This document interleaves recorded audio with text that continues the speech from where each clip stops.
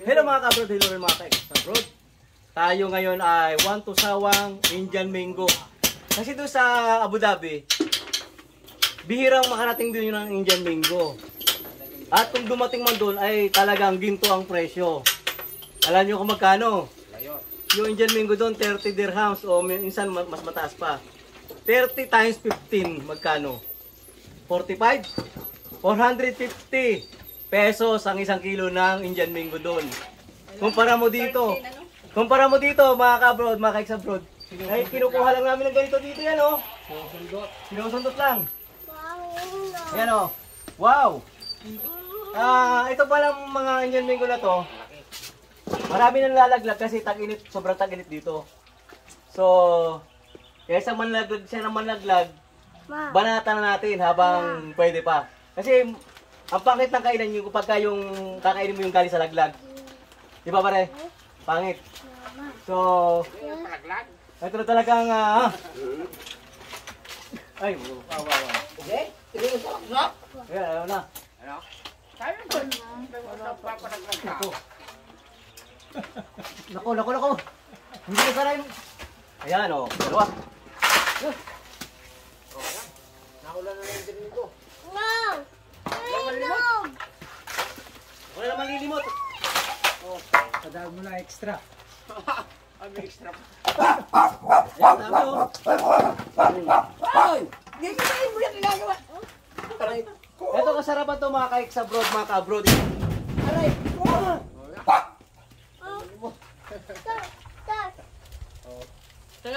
Etong ganito kalalaki. Kasarapan to kasi malutong to saka wala pang bunot. Okay lang yun. Wala pang bunot yung ano niya, buto. Talagang ang sarap nito isaw-saw sa toyo Oo. o kaya bagoong. Gusto mong bago. Wow.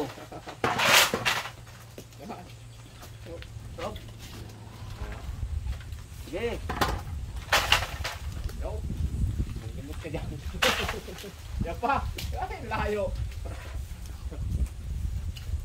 Ang libot ka na. Adam! Ano? Sas! Ha? Kaki! Ano mo, iyan sa baba. Laki. Wala, ulo. Baba! Kaki! Hindi baba, laki. Nasaan? Nagagalak mo Baba! para ito mo Kaki! dito. Ito mga kabrod oh, dami na oh. Pre, Baba! Kaki! pre. Nagagalak mo muna ito muna ito bago pa-weldingan. Ano sila na? Oo. Tama na. Pagandahin ko ito to. Hindi mo akong babala. Mauubos. Tangina mo. Ano ha? Yung mata. Baka nalagyan ng ano, langgam. Nako. Ano ba ito? Gawa na. Ito. Halika. Baka na ano ito ng mata. Tayo. Kami na yan. Saan masakit? Sige, wala. Pamulat mo bago hipan mo. Saan masakit? Hipan ko. Kanya yung alik, kanyang... Oo, yan o. Tinan ko daw. Oh, tabi. Hindi lang kami yan. Yung mahapdi yan sa mata. So ito mga kabrod, mga ka-exabrod. After 10 minutes ng pamumuhay, ito nakuha natin. At babalatan natin ito. At lalagyan natin ng naglalaway na ako. Lalagyan natin ng toyo.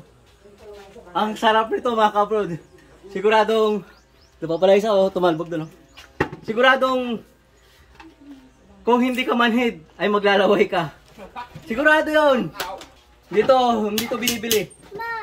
Hindi ito binibili. Samantala sa Dubai, sa Abu Dhabi, napakamahal.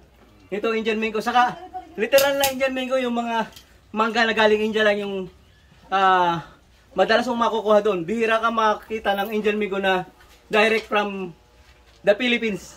Kasi mahal ang shipping. Mahal yung padala sa cargo. So instead na kumuha sila sa Pilipinas, doon na sila kumukuha sa India kasi malapit lang ang India. Kasi ang India mga 3 hours lang o 4 hours ang biyahe mula sa kanila. Samantala sa Pilipinas, 7 to 9 hours yung biyahe. So doble yung pamasahe nun. Doble yung air freight nyon. Kaya ganun ang nangyayari. At kung makakuha man kami Indian mango, talagang mahal. 30 dirhams nga, yung sinasabi ko minsan 32 dirhams pa. So dito, hindi mo kailangan bumili. Kailangan mo lang marunong kang manungkit sa Indian Mingo ng kapitbahay kapag wala sila. Tatimingan mong wala kasi pag nandun sigurado mapapagalitan ka. So, joke. Wala pa magagalit sa atin dito. Wala magagalit sa atin sa Indian Mingo na to kasi tayo na yung kinalakal na kumukuha dito hanggang sa ngayon. Anyway, free naman si mga kapitbahay natin na kumuha dyan. Kahit sino, yung umiigib dyan sa puso, free naman kumuha. So, kung gusto nila, pwede sila kumuha. Ganun lang kami dito sa samahan sa probinsya. Pag gusto mo, kung nahihiya ka magsabi, kumuha ka na lang. Pero mas maganda pa rin yung nagsasabi, di ba? So, ang tabay lang mga abroad, mga keks abroad, babalatan natin to. At yun nga, sabi ko, lalantakan natin to. Magmumukbang tayo ng Indian Mingo na 1 to sawa. Asim. So, ito na mga ka-abroad. Babalatan na natin isa-isa lahat ng mangga na nakuha natin o Indian Mingo. At ating hihiwain ng maninipis. Ayun o, sinasabi ko sa inyo, yung ganyan. Wala pa yung bunot. Kaya napakadali pa niyan. Lahat yan ikasama. Hindi katulad nung may bunot na, hindi mo na pwedeng isama yung buong ano tawag doon, buto. Ito, tatanggalin mo lang yung pinakagitnang buto. So, napakadali. Ayan o. Kita mo si pamangkin ko ay ano na, talagang excited na siya na kumain ng mangga. Indian Mingo. Ngayon malis na. Ito ang kasarapan pagka hindi pa magulang. Yung gitnang buto lang tatanggalin mo at kasama na yung lahat. Hindi katulad dun sa may bunot na kailangan mong tanggalin yung buong buto.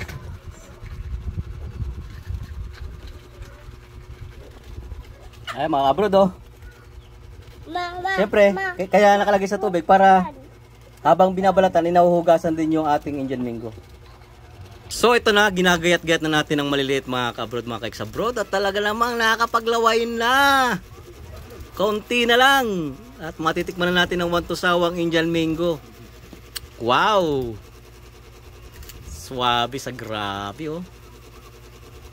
Ang sarap niya no, pagka nilagyan mo ng ano yan, ng toyo. Yung iba naman ang gusto nito, yung alamang na, yung ano ba to, tawag dito, balaw. Alam niyo ba yung balaw? Yung maliliit na sugpo. Yung maliliit na sugpo, yung maliliit na hipon. Balaw. O kaya yung bagong na isda. Samantalang sa amin, ang gusto namin dito talaga lang ay ano, toyo lang, toyo. Talaga naman.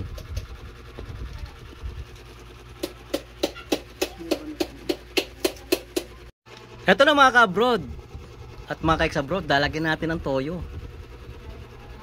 Wow! Saka haluin.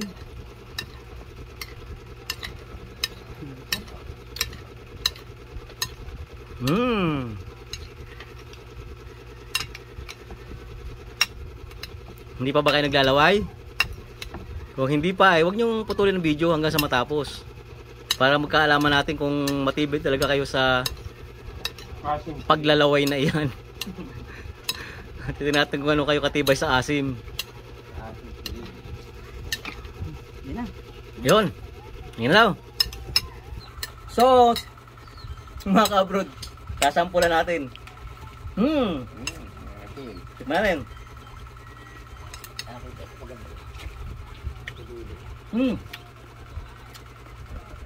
Walang kasing sarap. Sa lahat na natikman ko mga Indian Mingo, Apple Mingo, Alfonso, yung mga native sa India. Ito talaga Indian Mingo natin ang isa sa pinakamasarap na Indian Mingo.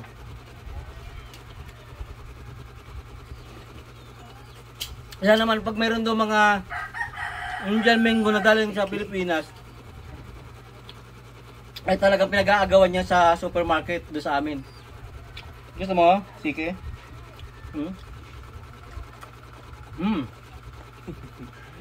Sabi. Mga ka na tigre. Tanong mo daw kay Kanati kung magkano kayo mo, dali. Tikman nyo mga abroad, mga kaisabroad. Try nyo. Talaga bang pag nasubukan nyo ng isang beses, natikman nyo, hindi nyo titigilan, hindi ubos. Yung ating nagkakamera, walang pakialam, hindi siya ano, hindi siya tinatabla ng asim. Sanay na. Sanay na. Hindi ba naglalawa yung ating cameraman? Bali wala. Alam mo dyan. Pag naglilihi sanay. Kaya. Taga ma'am. Umibit.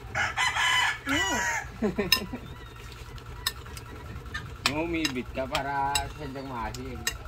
Ay sos, ito yung matagal kong pinapangarap na ako'y nasa Abu Dhabi pa, yung makatikin ng mga ganitong talagang mga sariwang mga prutas na nandito sa Pilipinas. Kasi karamihan doon, kapag dumating yung mga Indian mango, gaya matagal yung biyahe. Minsan medyo malambot na, parang pahinog na. So hindi na yung katulad ng ganito. Layo.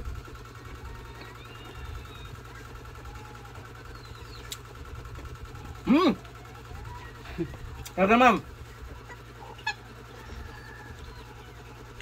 Kung hindi nyo pa ito na-try, ay maraming magagandang moments ang nawawala sa buhay nyo. Nasabi ko sa inyo. Kaya ngayon pa lang, try nyo na.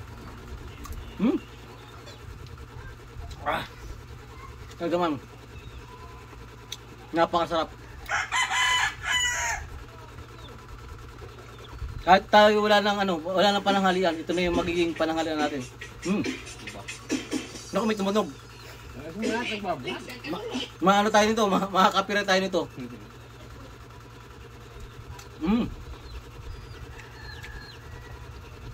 Sabi. Mga kabrod, kahit sa brod, Umurti ka sa ng board. salamat sa inyong panonood. At sana, sana naglaway kayo. Motor mo, akin ang speaker. Wala akong magagawa dyan kundi sabihin sa inyo na pumunta na kayo sa kapitbahay nyo, manghingi na kayo ng Indian mango. Maghihingi kayo ha, sigurado nyo manghihingi kayo. Huwag lang kayo basta-basta susungkit. At siguradong magkakagulo kayo. So maraming salamat sa panood. At kung napalaway kita, napaasim kita sa video ito, subscribe na.